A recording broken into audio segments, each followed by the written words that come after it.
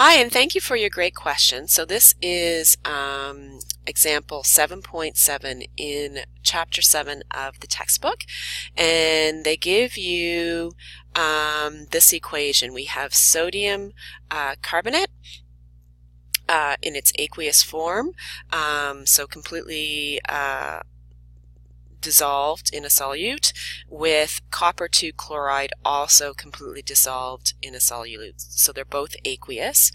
And then they want us to give what the product will be of this reaction, and also the balanced equation, and to tell whether the products are aqueous or whether they are insoluble. So first of all, what we're going to do is we're going to make our products. And to make the products, we're just going to rearrange these compounds. So sodium carbonate is going to dissolve into its two components. And then the sodium, and the same thing's going to happen with the copper 2 chloride. And then the sodium is going to combine with the chlorine, because this is a positive ion going with the negative ion in this second reactant. So in this case, you do drop the subscripts, and the reason for that is that when sodium recombines with chlorine, it's to do with their valence electrons. So they're going to combine differently than when they combined with carbonate and with the copper. So carbonate has a charge of -2, sodium has a charge of +1, and that's why they come together in a 2-to-1 ratio here. However, when sodium, having a charge of +1, combines with chlorine that has a charge of -1, they're combining in a 1-to-1 ratio. So the subscripts do change because we have a different compound. So it's going to be a 1-to-1 ratio, so I can just keep it as NaCl. Now, I don't know if that is soluble or insoluble yet, so I'm going to just leave the indicator here blank.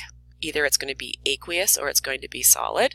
And then my other product is going to be this copper here. Now, copper is a transition metal, so I don't know what its charge is going to be yet. It's going to depend on the carbonate right here. So CO3 polyatomic anion with the charge of -2. So if they're going to come together 1-to-1, then it probably means that this is going to be a +2.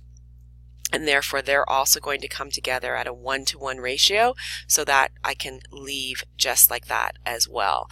So when you're doing this type of question, not only do you have to rearrange the reactants to create the products, but you're going to have to redo the subscripts based on the charges for the new compounds.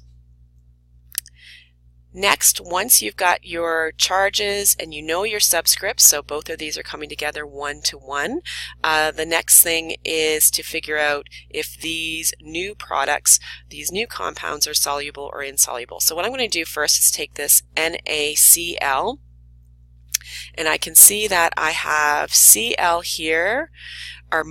Whenever you have a compound that has chlorine in it, it's going to be mostly soluble.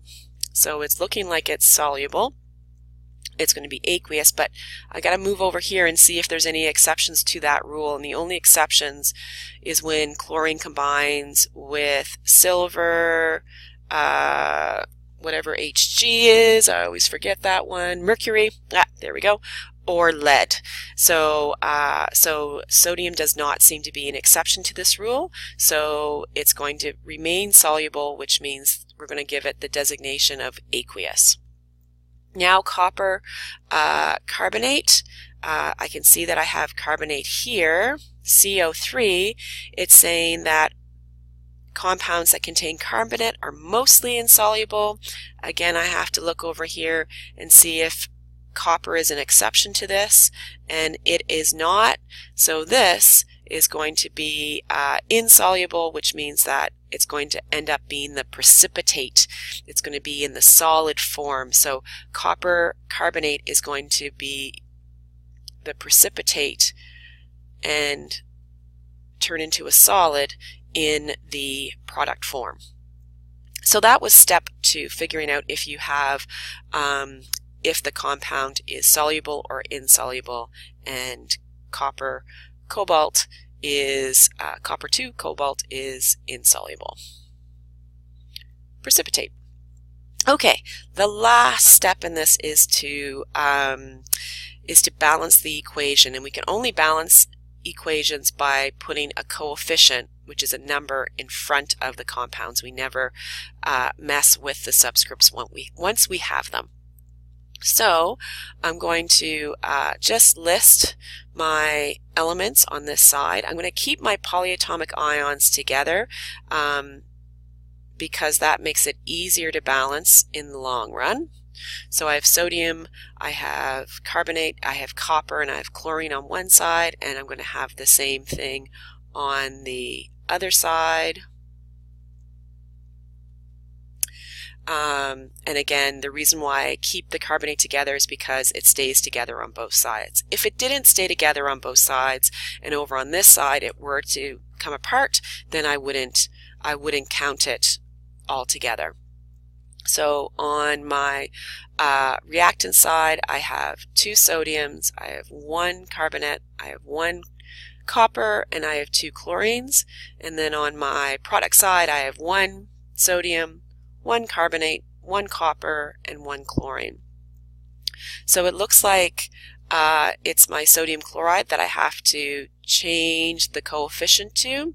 That's going to give me 2 sodiums and 2 chlorines, and just by adding that 2, I have now balanced both sides of the equation. And that's the example completed. So I hope this helped to clarify. Let me know in comments if there's something more that I can explain in this solution. Thanks so much. Bye for now.